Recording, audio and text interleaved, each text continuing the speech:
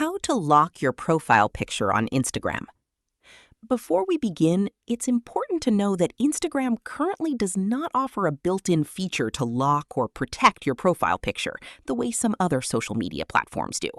That means anyone who can view your profile can also see your profile photo.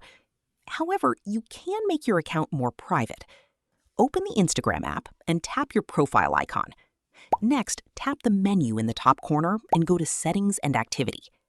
Select Account Privacy, then turn on Private Account. This ensures that only approved followers can view your posts, stories, and profile details. While your profile picture remains visible, a private account helps limit who can access the rest of your content.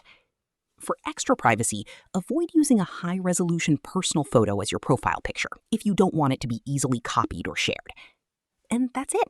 That's everything you need to know about locking your Instagram profile picture.